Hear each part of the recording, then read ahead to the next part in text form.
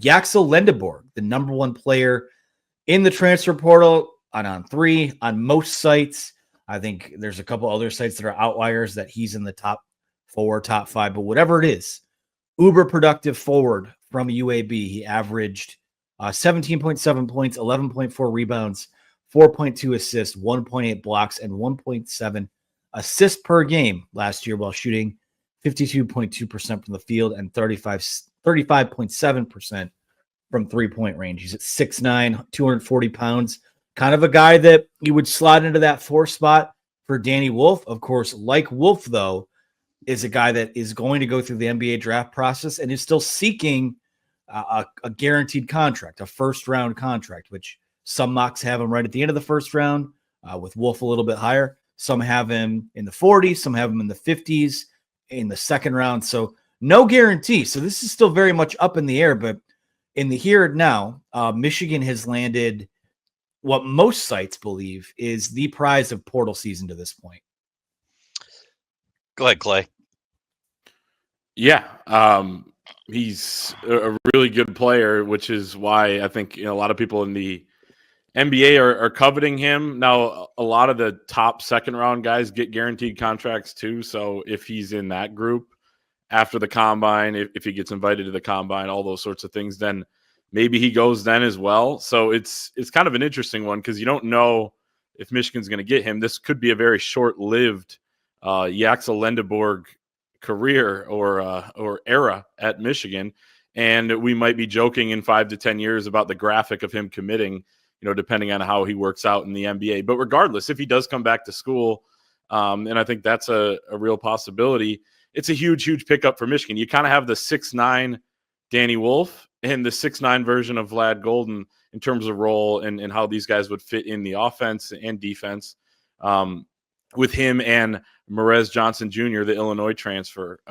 But yeah, it's impressive. When Michigan used to recruit guys and then, Kansas would be in the top group or Kentucky, and now Arkansas, you got the Tyson Chicken money and John Calipari there. In some of these other schools, you would say, okay, or North Carolina, Duke, same thing. You'd be like, all right, shoot, he's on their radar. It's probably not going to work out. Now, it used to think like there's a storm coming, this isn't going to work. Now Michigan is the storm. They are the team that other schools fear that they're recruiting. And Dusty May has just proved to be an incredible recruiter that has resources behind him now.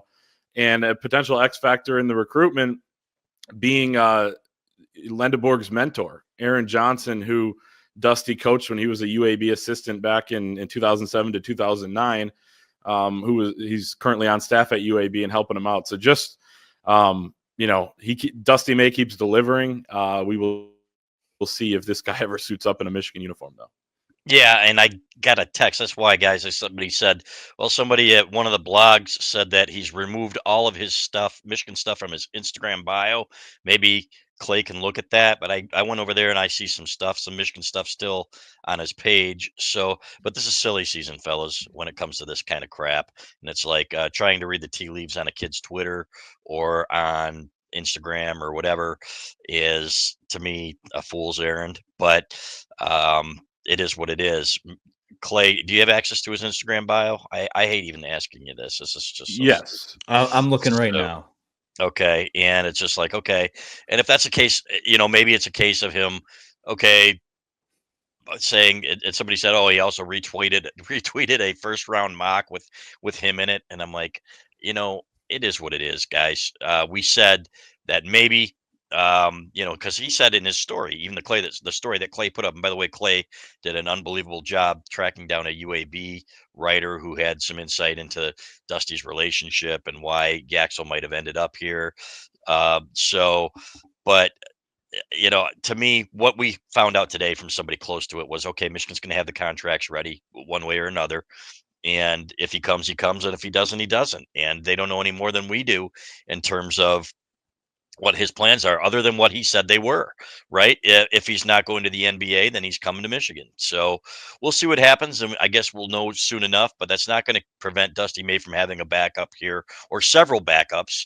As we know, Dusty May has been relentless in terms of recruiting the portal and in recruiting guys from the 25-26 classes. So whatever happens, happens. But all I know is that Michigan's a hot name right now. This isn't just about spending and getting into bidding wars with guys either. He wants guys that are going to fit. It's oftentimes it's not the highest bid that is bringing these kids here, but the relationship they have with Dusty, as long as Michigan's competitive, they're coming here. That's exactly the way it was for his first class. That's the way it's going to be from here on out. So we'll see how it plays out, fellas. But regardless, I am very bullish on the Dusty May era and what he's doing in the portal. I have no doubt that he's going to put together a competitive roster for next year. And just an update. If this is the right account, and I think it is because I have friends that are following it, his bio just says Yaks. So if we're doing social media sleuthing, no, there's nothing Michigan in there as of Monday. There was earlier though. It said at UMich B-ball with like the M emoji. Okay. And there's not now. There is not now. Okay. Well, there you have it. The Yaxel's definitely not coming. I'm just kidding. I don't know, but he's Schrodinger's transfer portal recruit. He's either here, he's both here and he isn't at the moment. Yeah. So, there you have it. Yeah, I guess it's tough to talk fit if you don't know the guy's going to come here or not. Like you see in theory why it would work, would slide in pretty nicely next to Merez Johnson, but and we have a super chat here from Blue Wolverine for $19.99. Who just says go Blue. So we'll leave that up and give him some shine for a bit. Thanks, Blue. You're my boy, Blue. Last we checked, I think it was a Bleacher Report mock that I don't know when it was updated, maybe Thursday, Friday, had him going 26. I think that slotted around 2.5 million last year when it came to how much those guys made. And again, if you're a first round pick, you're getting a 3 to 4 year contract, whatever it is anyways. So I'd like to think that, Michigan's not in a position where it's going to get played and they're going to get the rug pulled out from under them like a Juwan Howard did with guys like Caleb Love and Terrence Shannon, who totally separate things that they dealt with getting here. But, on one hand, there's all the buzz about the NBA, and on the other, knowing that Dusty and his staff are as thorough as they are in terms of identifying fit and bringing in guys that they want to be here, you'd have to think they feel somewhat good about it. But like you said, Chris, I think they're probably sitting here waiting like the rest of us are. Yeah, they are. And you know what? There are several options. They aren't stopping. This season does not depend on Yaxel Lendeborg, right?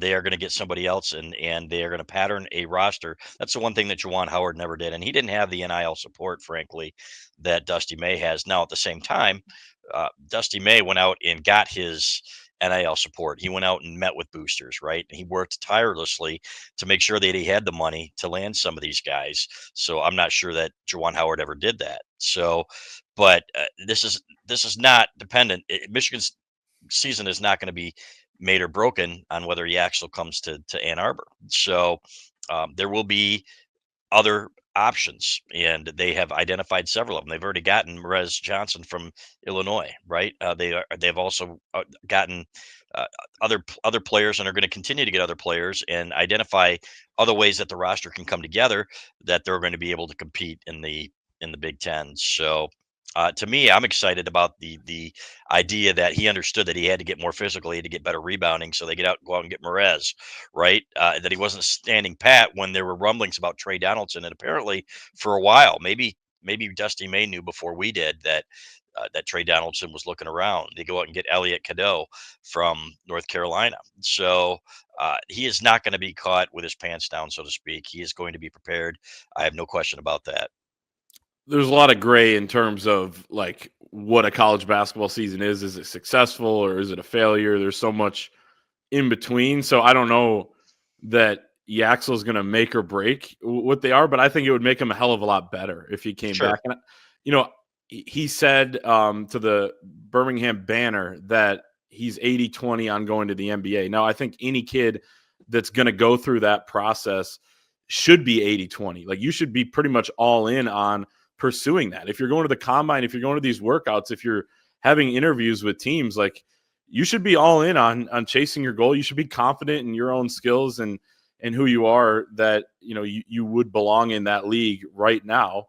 At the same time, I don't know that even he is one that could have an accurate percentage there on what the odds are that he actually does return. So, I mean, a lot of the mock drafts seem to really like him. We'll see what his actual stock is. He got an invite, as we discussed over the weekend over at thewolverine.com, to the Portsmouth Invitational, which isn't quite, he could still go to the G League Combine. He could get an invite to the regular Combine. But that doesn't necessarily indicate that you have the highest draft stock right now. So I think mixed reviews. And I feel like you get the 80-20, maybe, you're thinking more 60-40. He goes to the NBA. But the fact that Dusty May and his staff wanted him and feel like there is a real possibility he plays at Michigan kind of makes me even more confident. So maybe somewhere around, the 50% range. But either way, it'll be interesting. And I know it's kind of weird. Michigan fans want this guy to be great, but they don't want him necessarily to show he's that great during this process. So it'll be kind of fun to see all the discourse as things play out here in the next several weeks. And May 28th at 11:59 p.m. is when he's going to have to decide by officially.